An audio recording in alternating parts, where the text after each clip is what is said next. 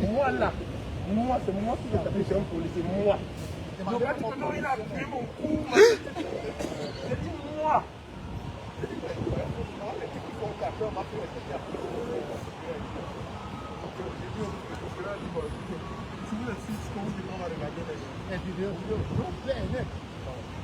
Non, on a j'entends, ok. Ça monte. Le policier qui m'a arraché, qu'on a regardé à aucun moment même.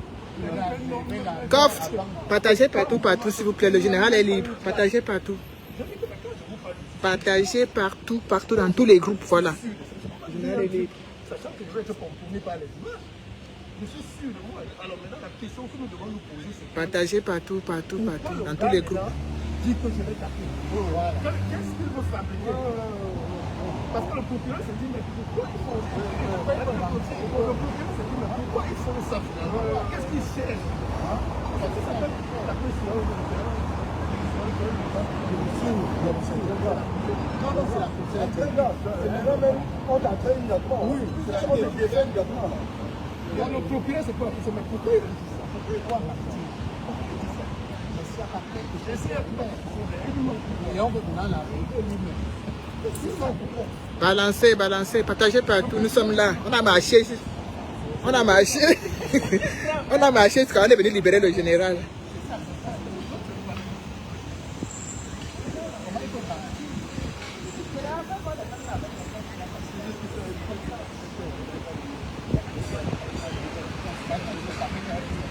Les mains quoi?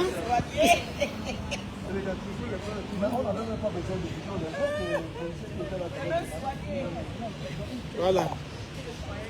J'ai dit que si le général ne sort pas, on ne va pas rentrer chez nous aujourd'hui. Donc nous sommes tous sortis. Bonjour Mireille. Nous sommes tous sortis et nous sommes là. Le général est libéré. Le général... Oui, d'autres sont de l'autre côté. Donc vous savez, on était nombreux. Hein. Il y a les prospects qui ne sont pas encore là, tout le reste des combattants. Annie Choco, toute la base et toute la base belge. Donc j'attends qu'on soit au moins nombreux avant de passer, de poser des questions au général devant vous.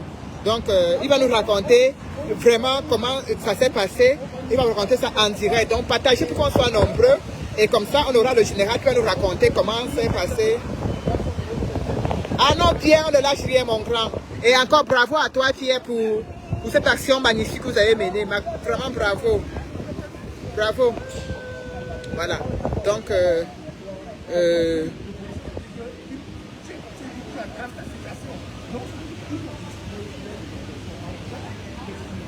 partagez pour qu'on soit nombreux.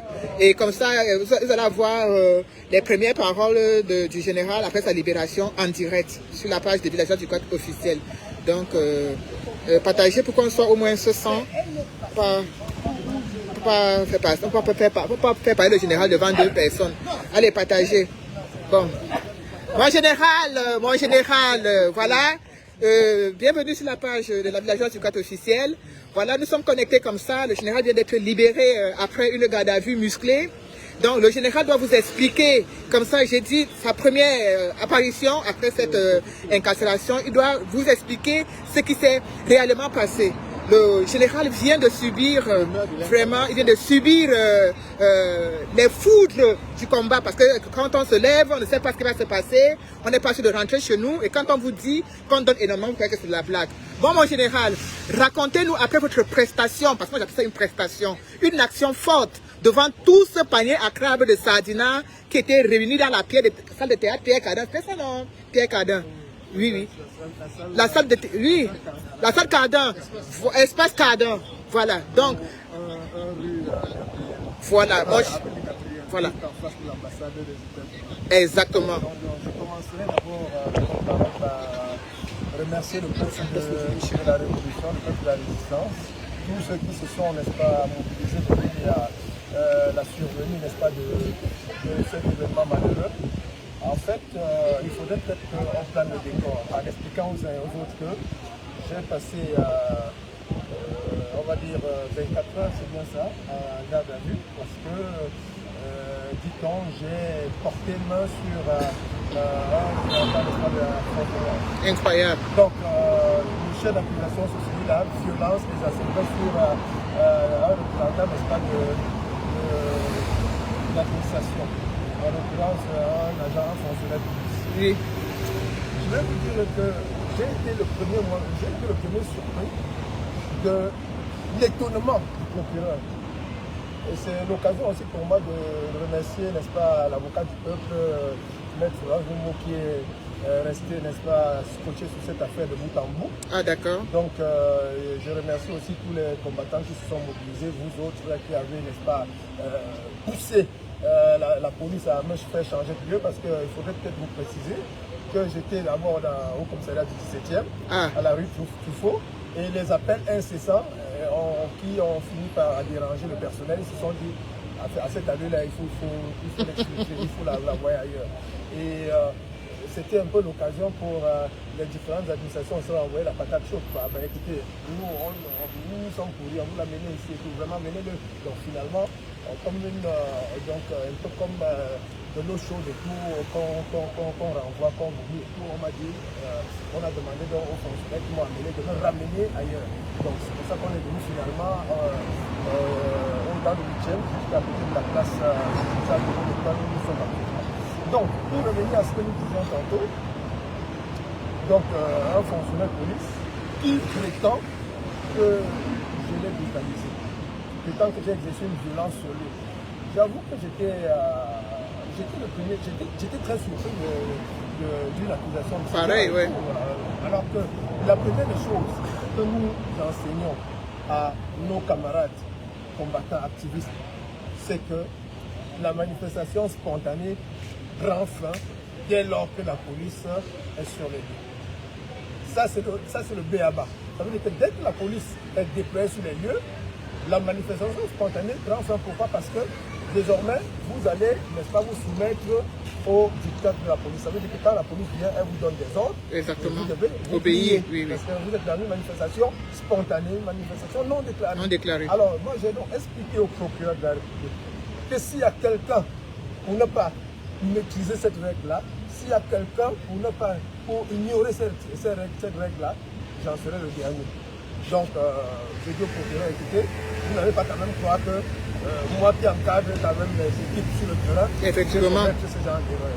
Alors donc, la question que nous devons nous poser, c'est celle de savoir, ce policier qui, d'ailleurs, il ne dit même pas, ne me semblait pas très aguerri, parce que je lui ai posé la question devant tout le monde, comme tout le voyant. Je lui ai dit, mais, chef, vous êtes en intervention et vous n'avez pas de brassard. Voilà. Vous n'avez pas de brassard et tout. Comment vous expliquez? Même Benalla, le faux policier, avec le brassard, les manifestants. Comment vous, le vrai policier, vous n'avez pas de brassard? Donc, je vais poser cette question-là et tout. Donc, moi, je vous dis, au-delà de cette interpellation qui semble banale, nous devons pouvoir nous poser certaines questions. Qu'est-ce que le policier recherchait? La finalité, c'était quoi? Parce qu'un mensonge éhonté, décrié même par le procureur. Le procureur dit, mais écoutez, on regarde toutes les images et tout, mais attendez, à quel moment est-ce que vous l'avez brutalisé? À quel moment vous l'avez...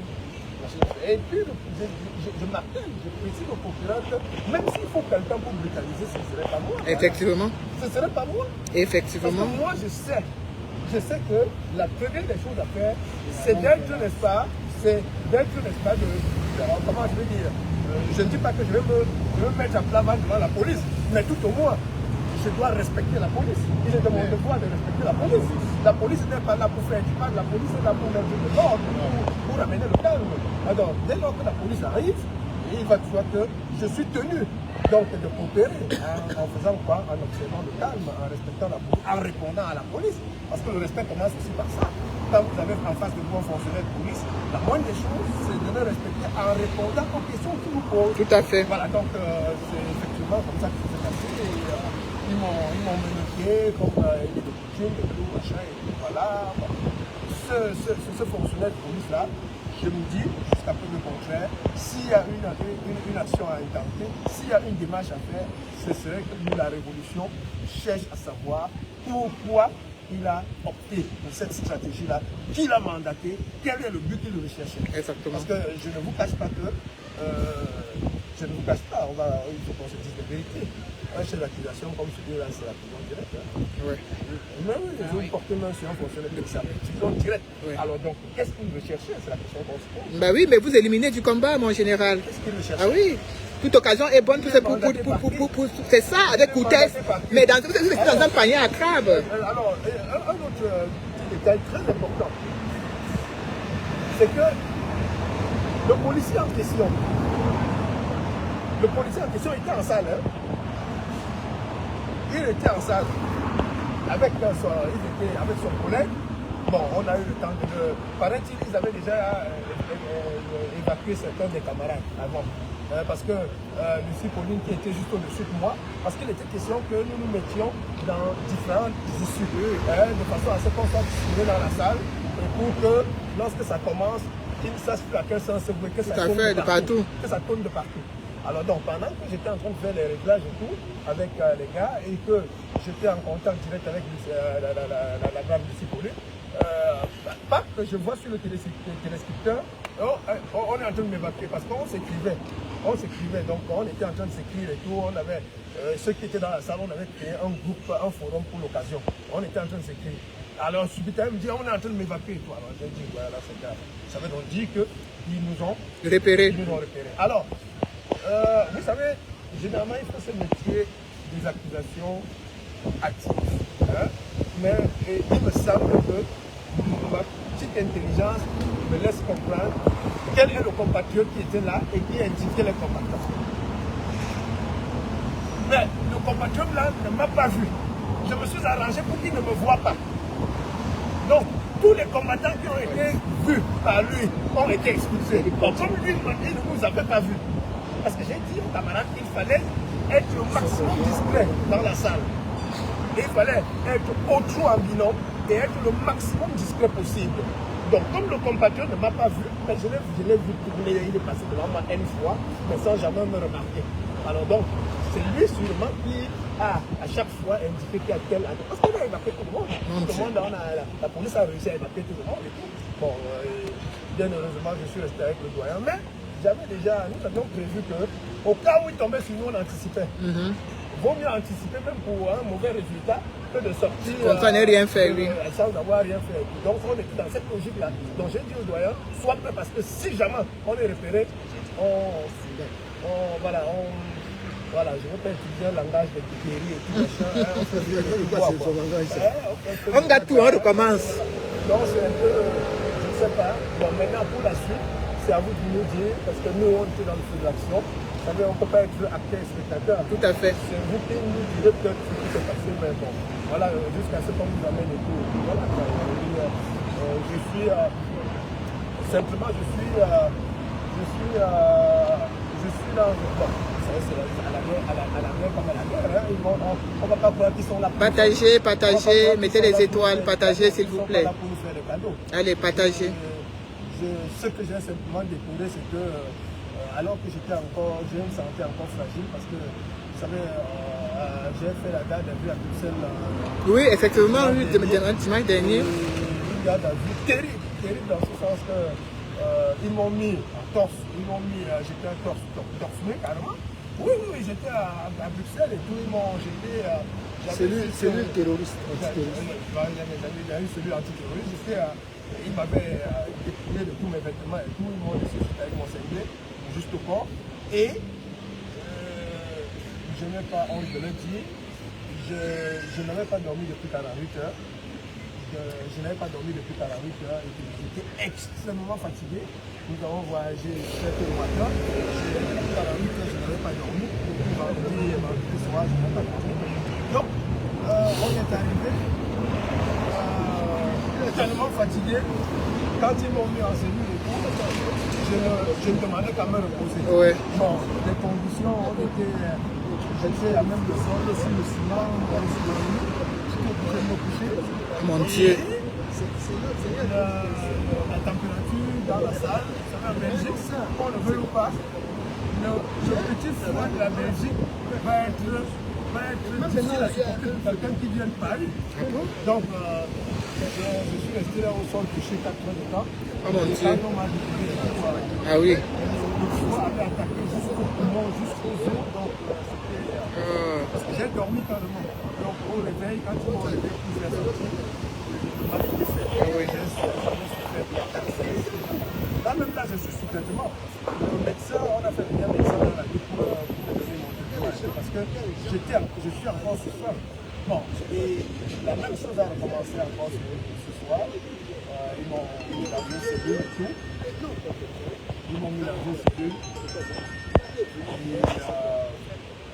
Les conditions sont telles qu'on ne peut pas être motivé d'utiliser une couette. Parce que les couettes, là, c'est dans les conditions, on ne sait pas trop. Oui, les qu'ils utilisent et tout. Exactement. J'ai demandé qu'on me donne une couette neuve, une couette propre, non en sachet. Ils m'ont dit que non, il n'y en avait plus, que le stock était terminé. Si je me débrouille avec ça, je fais encore un jour, une fois de plus le soir. Voilà. Moi, ce qui fait que je pense à tout soigner parce que là, j'ai pris encore un petit peu de soin ajouté à ce que j'avais déjà pour la semaine dernière et tout. Bon. Mais vous savez, au-delà de ça, il faut bien qu'on rassure les uns et les autres en leur disant que quand on raconte tout le temps qu'on est prêt à donner de notre vie pour ce combat, les gens croient que c'est l'amusement. Ah, effectivement. Les gens croient que c'est l'amusement. Quand on dit qu'on est prêt à se sacrifier au sacrifice suprême pour cette lutte-ci, les gens croient qu'on est en train de s'amuser. Les gens croient qu'on est en train de s'amuser. Parce que regardez que dans des conditions, n'est-ce pas, j'ai vécu à Bruxelles et tout, si je me souciais vraiment de ma santé, vous ne serez pas sorti hier. Tout à fait. Mais comme pour rien au monde, on va reculer. Comme on est prêt à aller jusqu'au bout, je dis la santé va reléguer au second plan. Elle va venir après. S'il faut, n'est-ce pas, qu'on laisse notre peau pour la juste cause que nous défendons, nous allons y passer. Donc ça c'est un message à l'attention des bourreaux, des assassins de Yaoundé. Qu'ils sachent que nous sommes déterminés. Exactement. Et je voudrais dire au passage, excusez-moi de passer du coq à l'âne. Je voudrais dire que, oui, c'est ça.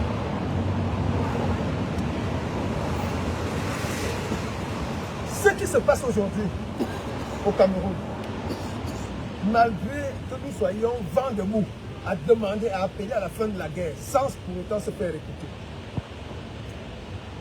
Aujourd'hui, qu'ils soient en train de vouloir passer à une étape supérieure de la provocation, à savoir en se passant le pouvoir entre eux. J'ai envie de dire solennellement, à l'attention des tenants de la dictature de Yaoundé, du pouvoir de Yaoundé, que si jamais ils osaient s'y aventurer, Paris deviendra un enfer pour les membres du régime. Exactement. C'est-à-dire, on va passer à une étape supérieure parce que les gens pensent que c'est parce qu'on n'a rien à faire que qu'on fait ce qu'on fait maintenant. Tout à fait. S'ils veulent nous pousser à bout, eh bien, ce sera la guerre comme la guerre. Et si jamais, les tenants de la dictature de Yaoundé, s'ils osent passer à la provocation ultime, à savoir enjamber les corps, n'est-ce pas, qui changent les rues des provinces du nord-ouest et du sud-ouest, pour venir, pour se passer le pouvoir entre eux. Parce que le gré à gré sonnerait la perpétuation et du système billard, de tout, c'est ça. La guerre prendrait plutôt une nouvelle ampleur avec le gré à gré. Nous disons qu'il est temps que chacun fasse preuve de patriotisme, que chacun fasse preuve de lucidité en se disant on a trop couru comme ça, il faudrait peut-être marquer une pause, se regarder les yeux dans les yeux, se parler franchement et trouver une solution à la crise qui perdure. Si maintenant d'aucuns pensent qu'ils peuvent tuer impunément, qu'ils peuvent se donner un espace à le droit de tuer les populations dans le nord-est et le sud-est et pour préserver leur pouvoir, à ce moment-là, on dirait simplement à la guerre comme à la guerre, elle va se généraliser. La guerre va traverser les frontières. La guerre ne va plus rester uniquement dans le nord-ouest et le sud-ouest. La guerre va traverser les frontières et ce sera partout. Donc partout où se trouvera un Camerounais patriote, ce sera un terrain de conflit. Et ce sera tant pis pour les tenants du pouvoir. C'est le message que j'ai envie de passer aujourd'hui. Nous vous appelons au dialogue et à la paix pour que le Cameroun puisse se retrouver, n'est-ce pas, les rails du développement. Merci beaucoup, mon général. Il y a, vous vouliez poser une question au général? Oui, on vous écoute. Bonjour déjà. Chers camarades,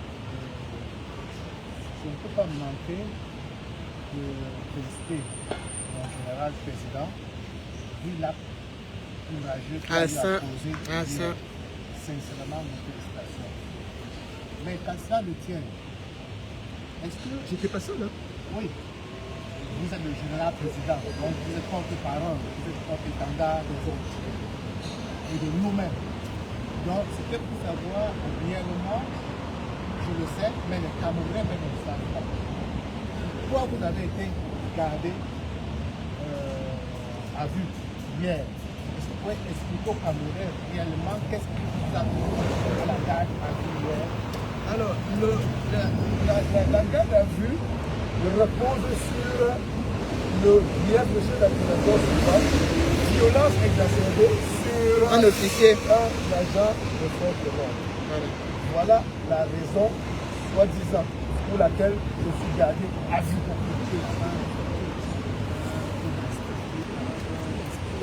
Oui, non, alors, oui, ça dit que parce que vous avez posé, parce que je réponds à votre question, en insistant sur le point focal. Ouais. Maintenant, si la question est celle de savoir qu'est-ce qu'on faisait là-bas, voilà. C'est autre chose, là c'est plus grave maintenant. Parce que la question de tout à l'heure, c'était une question fermée. Donc il fallait répondre de façon, n'est-ce pas, pointilleuse. Maintenant, globalement, nous étions où? Nous étions à l'espace Cardin, avenue Gabriel, juste en face de la façade. L'espace Cardin qui est une extension du théâtre de la ville, parce que le théâtre de la ville est en travaux. Le théâtre de la ville, c'est à la place de Châtelet. Et c'est en travaux. Et donc, du coup, ils ont donc pris la place Cardin pour, n'est-ce pas, continuer leurs activités en attendant, n'est-ce pas, que les travaux soient terminés de l'autre côté. Donc, nous étions donc à l'espace Cardin où l'exposition, on a fait l'exposition baptisée, n'est-ce pas, sur la route des chefferie Cameroun. Cette exposition-là connaissait son apothéose hier. Donc hier c'était on va dire quoi, c'était la grande soirée. Voilà, c'était la grande soirée de cette exposition-là. Et il y avait une ministre qu'on ne sait plus, qui est réputée pour ses frasques et ses provocations, une ministre qui est impliquée, n'est-ce pas, dans la perpétration des massacres dans le Bozo, une ministre qui est impliquée, n'est-ce pas, dans le sabotage du processus démocratique au Cameroun. Il s'agit de Kecha Cortés. Voilà, donc, et qui est fortement, et ça c'est encore ce qui est plus grave, Madame Cortés, fortement impliquée dans les activités de déstabilisation de la diaspora combattante. Parce qu'elle a des réseaux qu'elle infiltre pour essayer de nous déstabiliser. Alors donc, fort de tous ces griefs-là que nous avons à son encontre, il était de bon ton que sa venue soit, n'est-ce pas, soit saluée, entre guillemets, à sa juste valeur. Et donc, c'est ce que nous sommes allés faire. Nous sommes allés là-bas pour le dire. Et il me souvient que la prise de parole, c'était juste au moment où un chef traditionnel s'apprêtait à prendre la parole pour saluer l'assistance. J'ai présenté, n'est-ce pas, mes révérences au chef. Je lui ai dit vraiment, chef, avec tout le respect dû, j'ai d'abord 1 ou 2 mois passé à la criminelle de Mme Cortés qui est assise en face de moi. Et donc, il était question d'interpeller cette dame-là, de lui rappeler qu'elle est irrécevable. Parce que il me semble que 4 ans et demi après le début de la Révolution, on en arrive même à oublier qu'il y a des personnalités camerounaises. Tous les membres du gouvernement, de toute façon, qui sont irrecevables en diaspora. Donc, je l'ai vu se pavaner la veille Donc l'avant-veille, ça veut dire Le vendredi. Je l'ai vu se pavaner au Quai Branly. Alors, j'avoue que bon, les combattants, l'opinion a mal perçu ça et tout, mais c'est l'occasion pour moi pour m'en excuser parce qu'il y avait eu une mauvaise coordination et les organisateurs ont tout fait pour brouiller les pistes. Parce que nous avions des informations parfois contradictoires qui venaient au même moment. Donc du coup, j'ai donc demandé aux camarades de se calmer, on va se concentrer pour samedi. On va passer par plus. Et donc du coup, la journée de vendredi nous a échappé complètement. Et elle allait se produire, n'est-ce pas, elle était la vedette au Quai Branly. Ce qui nous a beaucoup chagriné. On était meurtris la nuit de vendredi à samedi. Vraiment, j'en connais des combattants qui n'ont pas pu dormir. Ils ont fait des cauchemars. Mais comment ça se passe et tout en général? Que ce soit celles-là qui sont en train de se pavaner sur nos yeux et tout. J'ai dit, bon écoutez, ce qui est fait est fait. Concentrons-nous sur la journée de samedi. Alors donc, vendredi, elle a pu passer entre les matchs du filet. Bon, mais il était question que tout se rattrape samedi. Et c'est ce qu'on a fait. Et ça a été question que ça se poursuive encore aujourd'hui. Ah bah, et oui. Voilà, jusqu'à ce que, effectivement, ils comprennent que la véritable culture, l'essence même de la culture, c'est la culture de la paix. Quelqu'un qui pense pouvoir promouvoir la culture dans la guerre, c'est un imposteur. Il n'y a pas de culture dans la guerre. La véritable culture, c'est la culture de la paix. Merci, mon les souverains camerounais, les chefs traditionnels, comme nous l'appelons, c'est les premiers garants de la paix sociale. Un souverain, un chef traditionnel qui ne peut pas œuvrer pour la culture de la paix, qui ne peut pas œuvrer pour la paix sociale, qui ne peut pas appeler à la fin de la guerre dans son pays, c'est un faux chef. On n'en veut pas ici en diaspora. Voilà. Qui dit chef doit être capable de dire, écoutez les enfants, on ne va pas continuer de se canader, on ne va pas continuer de se tuer. Est-ce qu'on ne peut pas voir comment est-ce qu'on peut s'asseoir autour d'une table pour que la paix revienne dans notre pays? Un chef qui ne peut pas dire ça pour moi, ce n'est pas un chef. Merci mon général. Je n'ai pas vu de chef général qui vient se... non, pas seulement pavaner, mais qui vient s'exhiber en diaspora. C'est la toute première fois que nous voyons ça. Les chefs qui partent de chez eux, qui laissent leurs sujets sur place, qui ne leur informent pas comme quoi ils sont devenus des auxiliaires de l'administration et qui viennent s'exhiber en Occident. Qu'est-ce que vous en dites, général? Je pense que c'est un état c'est l'état d'esprit qui convient aujourd'hui au Cameroun. Au Cameroun aujourd'hui, toutes les valeurs sont déployées.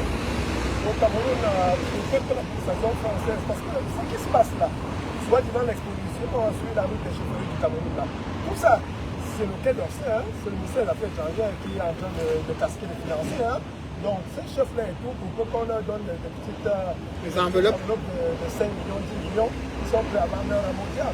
Alors que nous sommes dans une période charnière où nous nous posons la question de savoir quel bilan doit-on établir, n'est-ce pas, au sujet du pillage, n'est-ce pas, du pillage, n'est-ce pas, du patrimoine culturel, identitaire, n'est-ce pas, des peuples africains, avec tout ce qui s'est passé pendant la colonisation et après la colonisation.